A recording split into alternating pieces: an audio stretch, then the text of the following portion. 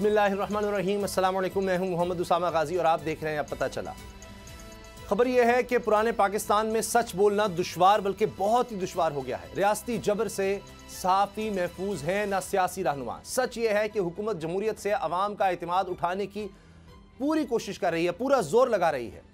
अपने करप्शन के मुकदमे धड़ाधड़ खत्म किए जा रहे हैं और मुखालिफिन गद्दारी और बगावत के मुकदमे बनाकर धरे जा रहे हैं। पहली खबर सुने।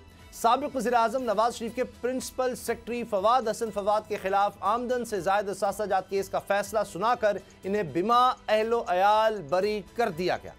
एहतसाब अदालत ने बरीयत की दरख्वास्त मंजूर करते हुए फवाद हसन फवाद की बीवी रुबाब हसन, भाई वकार हसन और इनकी आंटी डॉक्टर अंजुम हसन को भी बरी कर दिया। दूसरी खबर मुलाहिजा हो कि बोल न्यूज़ के senior anchor person Imran Riaz Khan को लाहौर से गिरफ्तार करके नामालूम मकाम पर मुंतकिल कर दिया गया।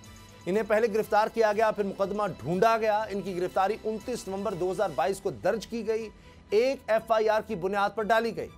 तीसरी खबर सुने कि शेख रशीद को आसिफ जरदारी के खिलाफ बयान पर गिरफ्तार कर लिया गया। तेजियां देखें, इधर मुकदमा दर्ज हुआ, उधर पुलिस ने आधी रात को शेख रशीद को गिरफ्तार भी कर लिया, जिन्हें 2 रोज़ा रिमांड पर पुलिस के हवाले भी कर दिया गया है। PTI रहनुमा शानदाना गुलजार के खिलाफ भी बगावत पर उकसाने का मुकदमा दर्ज किया गया है। ये सब कुछ पाकिस्तान डेमोक्रेटिक मूवमेंट की हुकूमत के दौर में हो रहा है। आप अंदाजा कर लें कि कितनी जमहूरियत पसंद हुकूमत है। हकीकत यह है कि इनकी जमहूरियत की अपनी ही तारीफ है।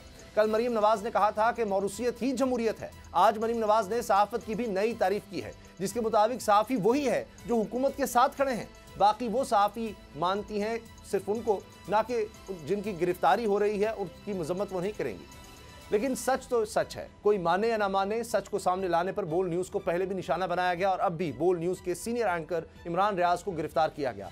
गैर कानूनी गिरफ्तारी के बाद इमरान रियाज को अदालत में भी पेश नहीं किया जा रहा। जुल्म का ये सिलसिला आखिर कब तक चलेगा? इस जबर का अंजाम क्या होगा? इसी से हम आगाज़ करते हैं। अगर आपको ये वीडियो पसंद आई तो सब्सक्राइब करें और बेल पर क्लिक करें। खूने नाहक बहुत पी चुकी ये जमीन, अब कोई दिन में ये खून उगलने को है। खत्म हो जाएगी ये तमाशागरी, वक्त पलटेगा रोजे जजा की तरह। ये जो पेशावर में ताजा लहू है बहा, एक क़यामत करेगा फलक पर बपा। गम की सलमनाक घड़ी में बोल सानह पेशावर में शहीद होने वालों के लवाहिकीन के साथ है। सब्सक्राइब करें और बेल दबाएं ताकि कोई खबर रह न जाए।